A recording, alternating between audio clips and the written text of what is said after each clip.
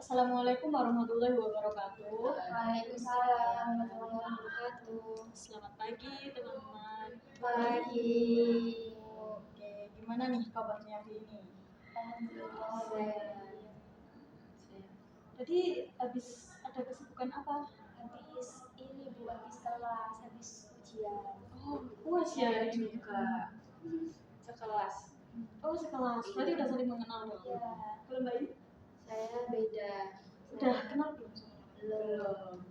Baru ketemu di sini tadi. Oke, seperti itu.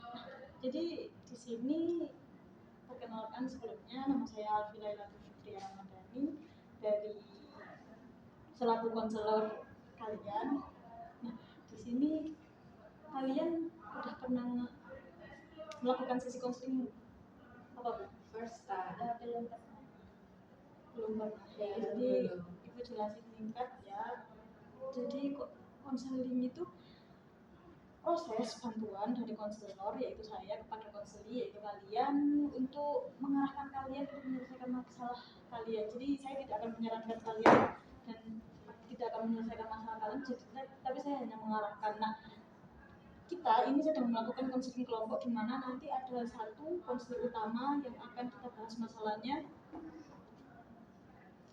terlebih dahulu, hanya satu dulu ya. Nanti selanjutnya akan dibahas konseling lain itu di pertemuan berikutnya. Nah, sebelum itu boleh nih perkenalan dari Mbak ini dulu. Perkenalkan, nama saya Amelia Ramadhani, biasa dipanggil Rahma. Dari prodi apa Mbak? Dari prodi BGSD. BGSD. Untuk hobinya? Hobinya menulis. Oh, hobinya menulis. Kalau Mbak ini? Saya Dini dari prodi sastra Jawa. Kenal teman SMA ini. Sama satu SMA. Oh, waktu ini. Oh, sekarang udah beda. Iya. Tapi sama-sama ujian kan sekarang. Kebetulan kampusnya sama. Iya, Kampusnya sama. Untuk hobinya? Hobinya Berenang. Wah. Ya. Kalau untuk Mbak yang terakhir? Saya namanya Ziza Nurima Kamila, jurusan fisika. Terus hobi saya bernyanyi. Nama panggilannya siapa? Aziza. Oh, nama panggilannya Aziza. Berarti ada Mbak Amel, Mbak Dini, sama Mbak Aziza nih ya. Nah, oke. Sebelumnya kita melakukan diskusi singkat dulu nih, biar nggak kelihatan canggung. Jadi saya ada satu permainan yang dimana di situ kalian nanti nyebutin dua kebenaran dan satu kebohongan tentang diri kalian. Apakah dapat dipahami? Bisa. Ya, nanti teman kalian akan menebak mana kira-kira yang itu bohong atau enggak, seperti itu ya. Dimulai dari Mbak Mel. Dua kebenaran. Saya suka nulis, saya suka memasak, satunya saya suka menggambar. Dari Mbak Aziza, kira-kira mana yang bohong dari Mbak Mel? Memasak. Kan? gambar. Gambar. Saya nggak suka menggambar. PGSD harusnya suka menggambar. Teman SMA-nya berarti tahu. Iya. Sudah mengenal Amel. Pasti Bu. Oh, udah pasti. Oke. Maaf baru pertama sekali ketemu. Untuk Mbak Dini?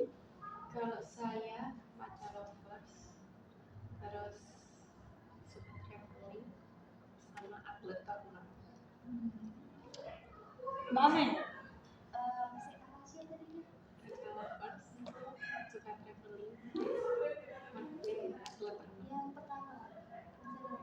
Sama iya. Temannya sendiri. Ayo Mbak Aziza, silakan ditebak. Renang. Soalnya kan tadi suka renang katanya. Benar juga, benar. Hobi itu kan.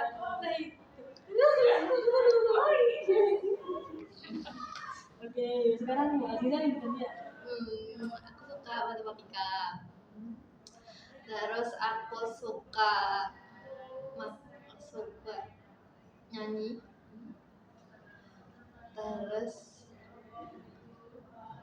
aku suka sayur. Oh berarti Mbak Aziza nggak suka sayur. Kenapa nggak suka sayur?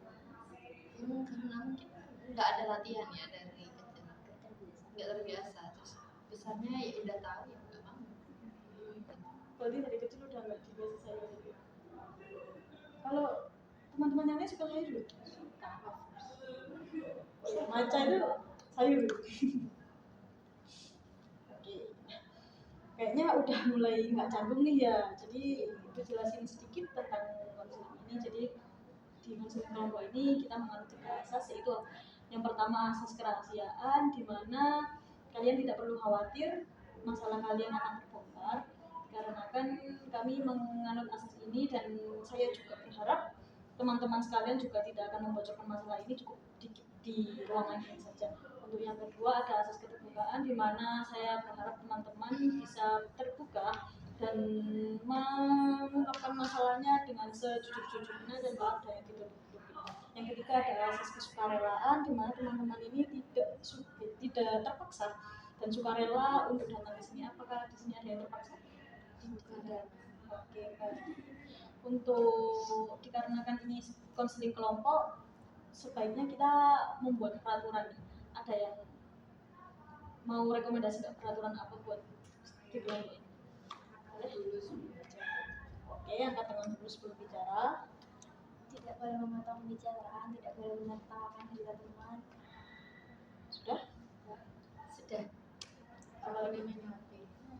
Oke, tidak boleh main HP, berarti tidak terus harus mengacungkan tangan kalau ingin berpendapat. Lalu kemudian apa tadi, tidak boleh ngetawain temannya, dan apa Mbak Amin tadi Tidak satu? boleh memotong. Oh iya, tidak boleh memotong. Oke, itu ya. Oke. Dari sini untuk waktu konselingnya kita sepakati 30 menit atau cukup? Oke, baik. Langsung saja kita mulai ya. Apakah sudah siap?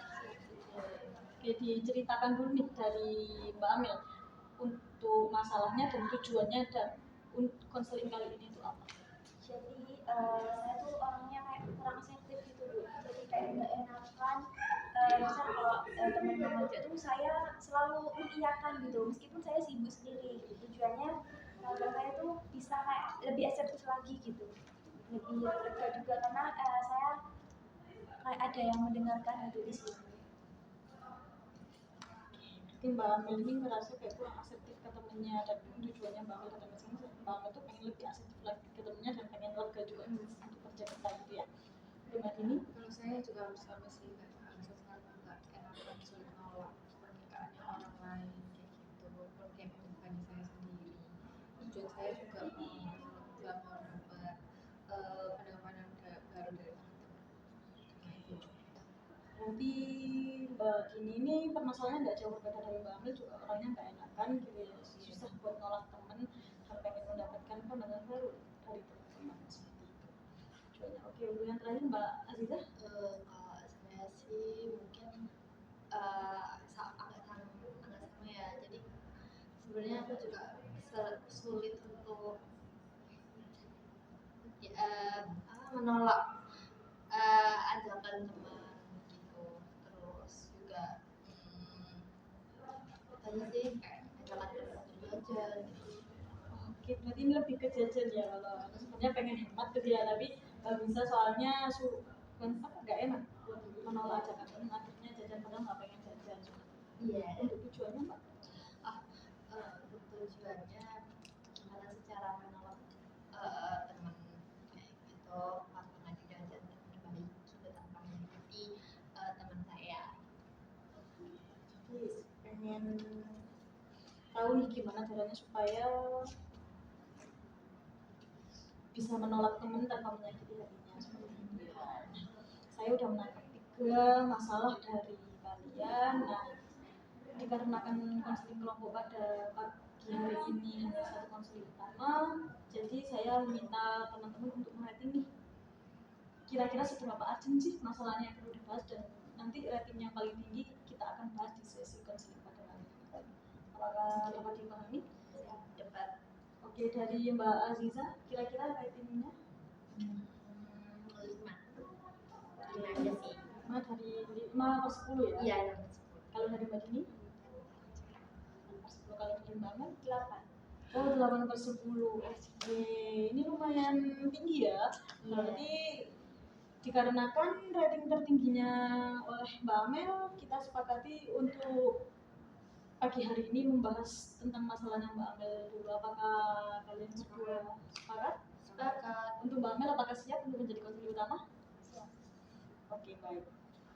Nah, setelah ini boleh, apakah Mbak Amel sudah siap untuk menceritakan lebih lanjut tentang masalahnya? Siap. Oke, silakan diceritakan Mbak Amel apa yang dirasakan. Jadi gini Bu, kan tadi saya sudah sempat mention ya. Nah itu bukan ke teman baru. Kalau ke teman baru tuh saya kayak masih bisa lah kayak menolak gitu Bu. Tapi untuk yang nggak bisa menolak tuh yang teman lama yang udah deket-deket banget gitu. Jadi saya kayak merasa sungkan kayak misal kalau saya menolak tuh saya kayak berpikir ini kayak gimana ya, intinya tuh kan kayak kita ada kayak timbal balik gitu lah Bu, kalau ada tugas atau apa itu intinya saling membantu, apalagi kan sekarang kayak di perantauan gitu. Jadi saya mikir kalau mau menolak ini kayaknya butuh banget, jadinya ya udah saya pending tentang kegiatan saya gitu, tentang kebutuhan pribadi saya pending. Jadi saya lebih memilih mengikuti apa yang diajak teman gitu, misal diajak untuk mengantarkan ke sini sini sini gitu, saya mau gitu, padahal aslinya saya sibuk. Jadi di sini Mbak Amel itu merasa sungkannya itu bukan ke orang baru. Kalau ke orang baru Mbak Amel biasa aja ya. Tapi kalau ke orang lama, lebih ke orang yang deket sama Mbak Amel itu sungkan, dan Mbak Amel itu merasa kayak gak enak buat menolak ajakannya, padahal Mbak Amel juga mempunyai kegiatan sendiri. Jadi, nah kalau Mbak Amel pikir soal temennya Mbak Amel nih, apa yang bikin Mbak Amel itu gak nyaman bilang enggak saat perasaan itu muncul? Saya ini loh bukan kalau mau menolak tuh keinget waktu dia nolongin saya gitu, jadi itu yang menghambat saya untuk menolak gitu. Waktu nolak itu keinget jasanya dia, ibaratnya kayak gitu ya. Kan kalau saya nolong itu biasanya kan lagi kayak urgent banget, terus dia juga kayak meskipun ada kesibukan ya udah tetap nolongin saya gitu. Jadi itu yang buat saya ya sebenarnya sama-sama sibuk tapi ya udah gitu. Berarti secara nggak langsung Mbak Amel ini juga nantinya takut kalau misalnya temennya Mbak Amel ini nggak ada kalau Mbak Amel lagi butuh gitu ya. Nah, apa yang Mbak Amel rasain di tubuh Mbak Amel saat menahan diri buat nggak ngomong enggak? Sebenarnya kayak saya tuh kayak mau ngomong tapi kayak tercekat di tenggorokan saya gitu loh, jangan kayak ada yang membisikkan saya jangan kasihan ini gitu. Dari teman-teman ada yang ditanggapi atau mungkin pertanyaan untuk Mbak Amel? Mungkin oh ya saya Bu, saya sih pernah sih kayak gitu, dan emang kalau teman yang lama itu lebih berpengaruh. Soalnya ya gimana ya, kita kan nggak apa-apa bareng, terus tiba-tiba kita mengajak ajakan itu nggak bisa gitu, kayak nggak enak aja gitu. Tapi kalau dari aku sendiri, aku pernah sih ngalamin hal tersebut, ya aku jujur aja, soalnya ya jujur aja kalau aku sebenarnya gini, dan itu kayak memberikan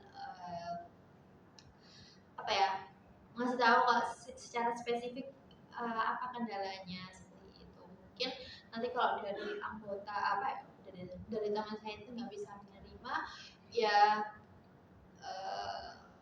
gimana ya, kalau emang ya yang saya itu lebih urgent, ya udah saya nggak bisa kayak ya udah, kita harus bisa menahan diri aja gitu sih. Kalau nggak mau ya udah, soalnya ya soalnya apa ya, kepentingan punya aku tadi lebih urgent gitu. Oke, kalau dari Mbak Aziza dibanding dulu nih, lebih urgent kepentingannya Mbak Aziza atau kepentingannya temennya? Kalau misal kepentingannya Mbak Aziza lebih urgent, Mbak Aziza bukan bisa menolak seperti itu ya Mbak Aziza ya. Kalau dari Mbak Dini nih, apa ada pertanyaan atau tanggapan mungkin? Ya ini mungkin saya juga pernah mengalami Mbak Amel ini. Saya juga pernah di posisi Mbak Aziza juga. Jadi kayak saya itu ya diajak sama teman dekat saya, Kak. saya juga sibuk posisinya waktu itu, cuman saya rasanya masih bisa diatasi ini, kayak pekerjaanku masih bisa diatasi kalau aku nurutin dia ya. Tapi walaupun begitu aku akhirnya mengiyakan walaupun agak berat gitu dia. Ya pokoknya agak berat kan.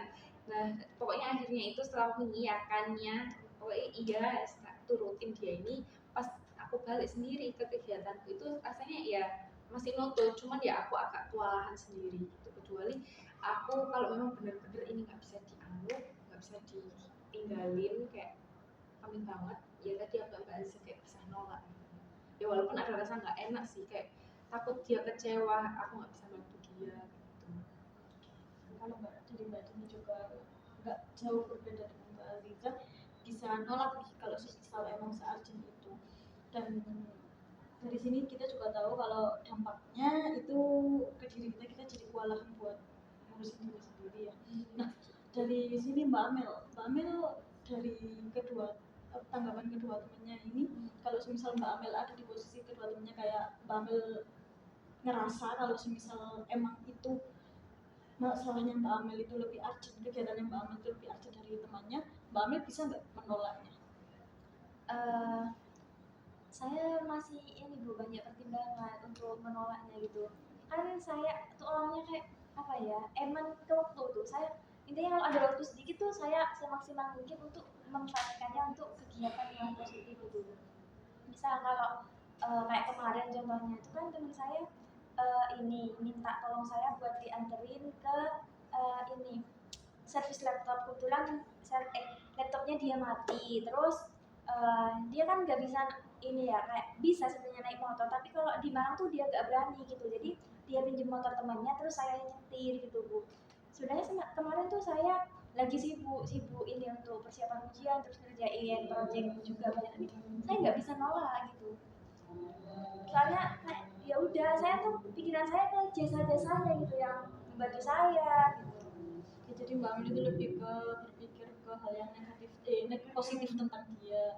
Jadi Mbak Amel ngerasa kayak Mbak Amel itu susah buat nolak seperti itu ya. Nah, kalau bebas sih bilang apa aja, kebutuhan apa yang sebenarnya ingin Mbak Amel sampaikan ke temannya Mbak Amel? Sebenarnya saya tuh pengen banget kalau teman apa ya, kayak ngajak kemana-mana gitu. Saya tuh sebenarnya pengen nyampein kalau misalnya saya sibuk, ya udah saya pengen nyampein kalau memang saya sibuk, tapi saya tuh nggak bisa.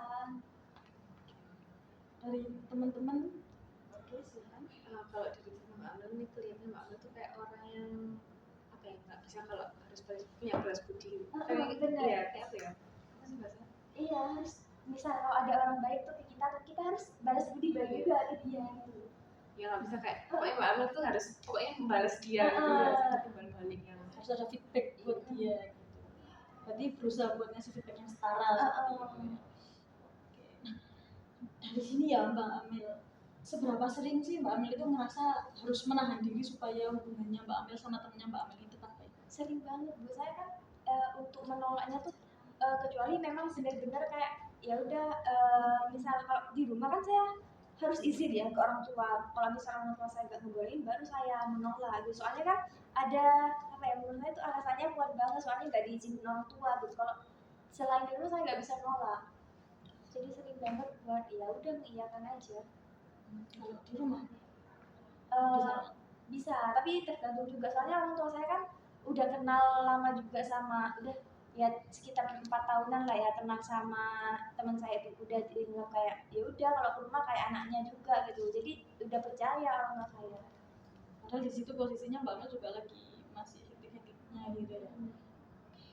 Nah, apa yang biasanya terjadi kalau Mbak Amel tuh ngalah terus-menerus gitu?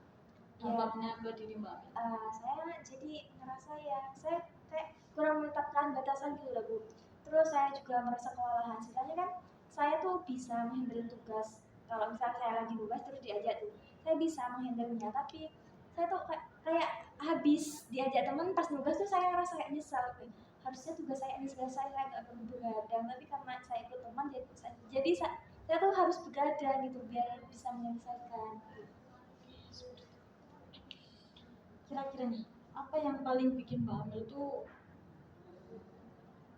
ngerasa Mbak Amel itu harus balas budi gitu, entah itu karena takut kehilangan atau takut merusak hubungan pertemanan? Karena takut merusak hubungan pertemanan aja sih Bu, soalnya saya tuh orangnya kan introvert, terus saya juga susah untuk beradaptasi dengan orang baru, jadi ya udah yang lama ya udah itu aja. Saya pas SMA aja temennya ya udah itu aja, 4 orang gitu. Saya susah banget buat kayak menerima orang baru gitu lah Bu. Temen ya udah temen-temen aja gitu kan. Kalau untuk teman dekat gak bisa ya. Jadi Mbak Amel ini susah buat berteman dekat gitu ya. Jadi kalau misal temennya itu ya udah sampai nanti sampai lulus pun Iya. tetap itu aja gitu. Dari situ Mbak Amel ngerasa kayak Mbak Amel tuh nggak mau merusak hubungan pertemanan. Kalau misal merusak hubungan pertemanan, nanti aku temenan sama siapa? Apalagi aku suka susah banget buat teman.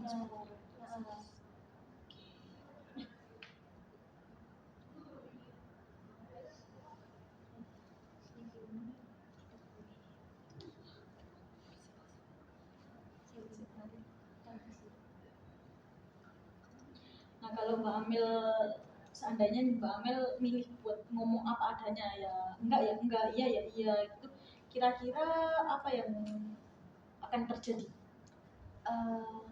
Saya takut sih Bu sebenarnya kalau ngomong langsung sama orangnya tuh.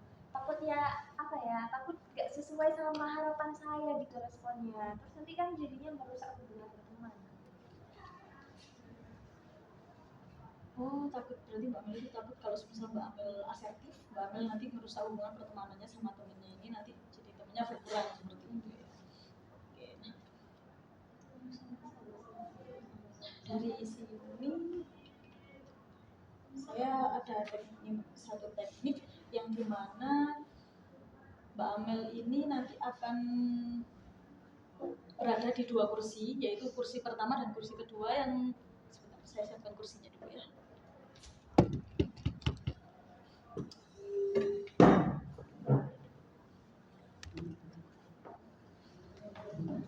Nah, jadi di sini Mbak Amel akan berbicara dengan diri sendiri, akan tetapi di sini Mbak Amel itu ini disebut teknik kursi kosong ya Mbak ya, di mana Mbak Amel itu akan berbicara, membayangkan kalau Mbak Amel itu sedang berbicara dengan temannya. Jadi di sini, di posisi ini, di kursi pertama Mbak Amel akan menjadi diri Mbak Amel sendiri, dan di kursi kedua Mbak Amel akan menjadi temannya Mbak Amel tersebut. Apakah dapat dipahami Mbak? Bisa.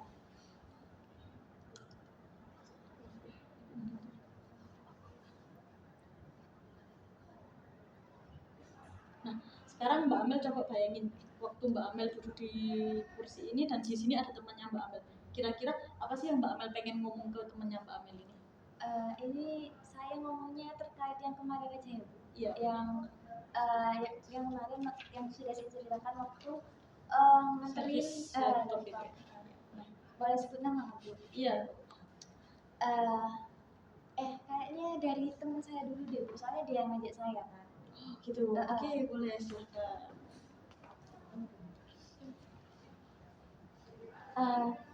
Nel, kamu lagi free gak? Soalnya laptopku rusak lagi. Kemarin kan habis diservis, nah sekarang ini ngeblank lagi. Kamu mau gak kalau diajak aku tuh servis laptop? Ntar aku pinjam motor ke temanku, tapi kamu ini deh. Soalnya aku takut kalau nyetir di Malang. Kan kemarin waktu kita ke Malang tuh habis jatuh, jadi aku trauma gitu. Temannya Mbak Amel mengajak Mbak Amel itu menyervis laptopnya dia seperti itu. Dan Mbak Amel ngerasa Mbak Amel itu sebenarnya nggak bisa. Jadi sekarang Mbak Amel dapat pindah ke posisi Mbak Amel jadi diri sendiri. Nah, di sini Mbak Amel bayangin di depannya ada temannya Mbak Amel, dan Mbak Amel ngomong apa adanya, apa yang pengen Mbak Amel ungkapkan. Kan kemarin saya mengiyakan ya, kalau sekarang sebenarnya aku tuh lagi sibuk, aku lagi ini ngerjain project akhir buat UAS. Terus kan kamu ada juga temenmu yang temen dekatmu yang waktu kuliah, kenapa kamu nggak bareng itu aja, kalau atau enggak minta antar ke yang punya motor aja gitu. Mbak Amel berusaha buat menolak ya kali ini. Nah, kalau misal jadi temannya Mbak Amel lagi, kira-kira temannya Mbak Amel ini bakal ngomong apa? Silakan pindah ke kursi. Tapi yang punya motor itu cowok, jadi aku kayak agak enak gitu kalau sama cowok. Terus kalau temen dekatku tanya juga gak bisa bawa motor, jadi aku cuma kenalnya ke kamu, jadi aku berharap kamu tuh bisa, tapi kalau kamu gak bisa gak apa-apa deh, gak usah. Di sini kan temannya Mbak Amel bilang nggak apa-apa deh, nggak usah. Nah itu perasaan yang muncul di Mbak Amel itu gimana? Apa ya perasaan yang muncul di Mbak Amel? Nah aku tuh kayak ngerasa bersalah gitu, harusnya aku bisa kayak menemani dia di saat dia tuh lagi butuh-butuhnya gitu, jadi itu yang membuat aku kayak susah buat menolak ajakan. Sekarang Mbak Amel coba duduk di kursinya Mbak Amel di sini, dan Mbak Amel bilang ke temannya apa yang pengen Mbak Amel bilang. Sebenarnya aku tuh bukan gak mau ya diajak kamu, kan kalau kemarin-kemarin pas kamu ngajak terus pas aku free tuh kan aku selalu mengiyakan, tapi sekarang tuh aku gak bisa banget, sorry banget, soalnya tugasku lagi numpuk banget, banyak tugas take video juga, harus cari orang untuk di interview. Apakah sudah cukup? Setelah melakukan teknik kursi kosong di Mbak Amel, apa yang Mbak Amel rasain kalau Mbak Amel tolak orang yang sebenarnya meskipun dekat tapi Mbak Amel pengen tolak? Kayak ngerasa lega aja sih Bu, soalnya kan selama ini saya selalu mengiyakan, terus sebenarnya kan dari teman saya tuh kayak kalau saya free ya udah gak apa-apa, tapi kalau saya nggak free ya udah saya mau sama yang lain aja gitu kata teman saya, tapi ya itu karena perasaan gak enakan saya itu yang membuat saya kayak ya udah mengiyakan aja gitu. Apakah perasaannya ini berbeda dibanding dengan sebelumnya yang waktu Mbak Amel mengiyakan itu? Iya beda Bu, soalnya kayak kalau sekarang kan lebih lega. Nah kalau sebelumnya saya mengiyakan, memang mengiyakan teman saya, tapi saya tuh kayak ngerasa nyesel, harusnya kalau saya menolak saya bisa mengerjakan tugas ini udah nyampe sini gitu. Bagian tubuh mana nih yang terasa, yang di bagian tubuh Mbak Amel mana yang terasa rileks dan nggak tegang sekarang?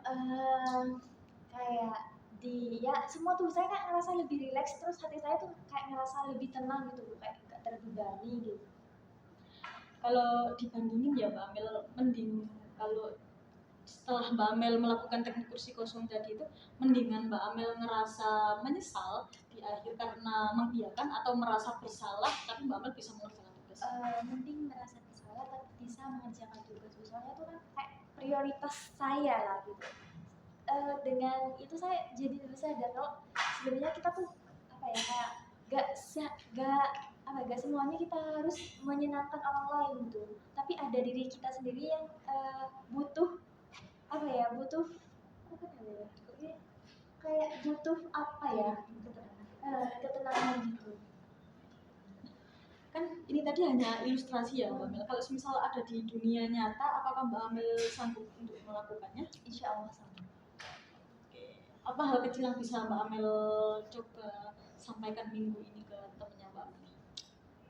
Mungkin kalau kemarin kan ini Bu, dia tuh ngajak, nah mungkin setelah saya kan naruh laptopnya ya di tempat servis, mungkin selanjutnya dia bakal ngajak saya lagi buat ngambil laptopnya gitu ya, tapi nanti tergantung, kalau misalnya saya agak sibuk ya udah saya mau, kalau sibuk ya saya akan nolak sesuai yang sudah saya lakukan. Jadi Mbak Amel ini nggak perlu buat merasa harus baik di depan orang, jadi Mbak Amel juga boleh menolak kalau Mbak Amel nggak bisa. Jadi jangan memaksakan diri, apalagi itu berdampak negatif. Kalau dari teman-teman, apakah ada tanggapan atau pertanyaan mungkin? Saya setuju sih sama Mbak Amel, kan mau melakukan perubahan gitu ya, itu bersifat asertif gitu lah. Sama tadi statementnya Mbak Amel yang kalau kita tuh nggak harus membahagiakan orang lain, yang tanah sendiri gitu kan, tuh setuju banget sama Dikarenakan sesi konseling pada kali ini sepertinya waktunya sudah hampir habis. Apakah Mbak Amel ada yang perlu diungkapkan lagi? Oke, dikarenakan sesinya hampir habis, jadi sayang sekali saya akan menutup sesi konseling pada pagi hari ini. Izin memberi kesimpulan ya, kalau di sini tuh konseling utama kita yaitu Mbak Amel itu merasa Mbak Amel itu kurang asertif ke temennya, apalagi teman dekat. Kalau teman baru dia masih bisa, tapi kalau teman dekat apalagi yang dekat banget dia itu merasa nggak bisa karena ngerasa perlu balas budi dan hanya mengingat positifnya saja dari temennya, jadi juga takut ditinggal apalagi dan takut untuk merusak hubungan pertemanan, apalagi kondisinya Mbak Amel yang Mbak Amel itu ngerasa kalau Mbak Amel itu nggak punya teman sebanyak itu seperti itu ya Mbak Amel ya. Nah di sini Mbak Amel juga punya itikat buat merubah itu semuanya seperti itu. Nah di sini saya tanyain nih konseling utamanya dulu, apa yang Mbak Amel dapetin setelah sesi konseling pada pagi? Kurang lebih seperti yang sudah saya sampaikan sebelumnya, saya jadi merasa lebih sadar kalau memang saya tuh sebenarnya bisa menolak, tapi ya udah harus menghilangkan ya pikiran tentang harus balas jasa teman dan menyenangkan orang lain. Kalau dari Mbak Dini? Saya juga dapat ini sih kayak pandangan baru, cerita baru dari Mbak Amel ini dirasakan kalau ya sebenarnya kita tuh mampu untuk melakukannya, jadi bukan berpikir positif dulu aja, jangan suudon dulu ke temannya kita kalau bakal kecewa atau responnya buruk. Kalau dari Mbak Aziza? Kalau dari aku sendiri mungkin sama ya kayak teman-teman ya lebih tegas aja, ya mungkin jangan terlalu mikirin orang lain gitu. Setelah ini berhubung setelah ini saya berharap kalian juga bisa menerapkan asertif ini kepada teman-teman kalian, jadi sekalian harus fokus pada diri kalian sendiri dulu baru nanti ke orang lain. Nah, untuk sesi konseling selanjutnya kita jadwalkan kira-kira di sini atau di grup WA saja. Di grup WA saja, nanti kalian silahkan mengirim jadwal kalian masing-masing, terus kita agendakan kira-kira kapan konseling kedua kita berlanjut. Oke, izin menutup konseling pada pagi hari ini. Terima kasih karena telah berpartisipasi aktif. Mohon izin. Terima kasih, selamat melanjutkan aktivitas. Terima kasih.